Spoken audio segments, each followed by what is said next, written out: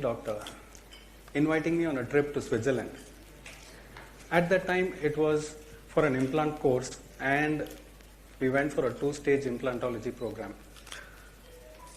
After coming back, we would do careful planning, x-rays, lot of discussions. We would place ball bearing on top of the ridge and then take a OPG to measure the bone length and width. We would make models. We would do a lot of planning. And then after we placed those implants, year on year with the control x-rays, I would find there was a minimal bone loss or there's some infection. I was not really clear about the occlusal concepts, and eventually those implants would shake and I will remove those implants, place new bone grafts and do new implants once again.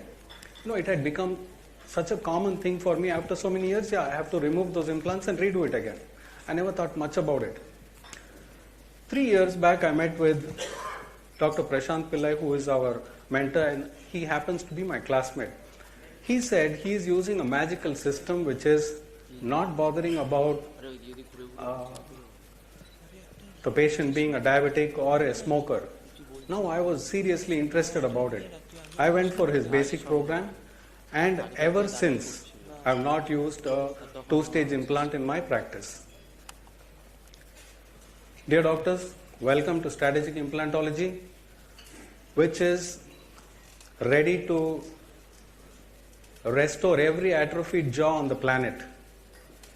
According to me, it can be likened to the Olympic motto which says Citius, Altius and Fortius, which simply means stronger, higher and faster.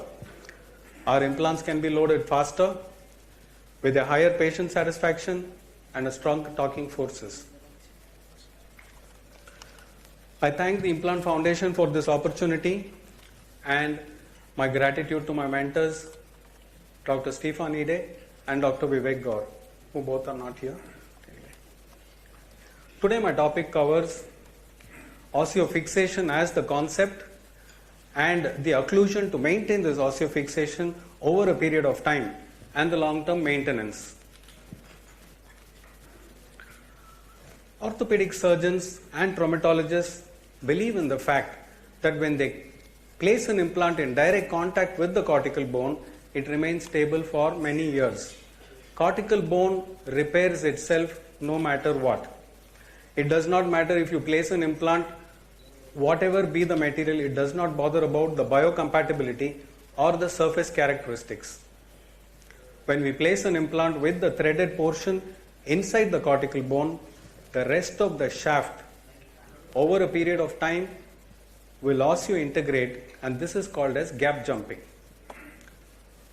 When we place in cancellous bone, we place the compression screws.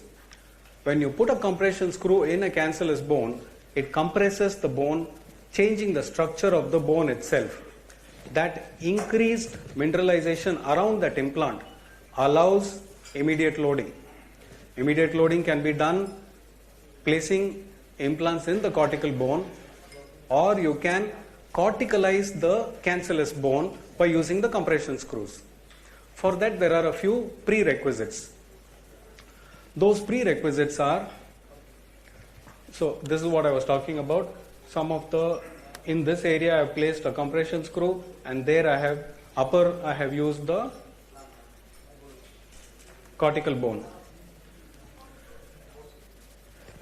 Some of the prerequisites are anchorage in the second and the third cortical, or corticalization of the cancellous bone, rigid fixation by means of a hybrid prosthesis or a metal framework, and immediate loading before. Once we do an implant placement, there will be inflammation, which is followed by osteoclastic activity. Before the osteoclastic activity commences in 72 hours, you fix it rigidly so that there is no micro movement, and you have to load it with a bilateral equal mastication. I will come to that shortly. Why do we need to do osseofixation, and why can't we just simply do whatever we are doing?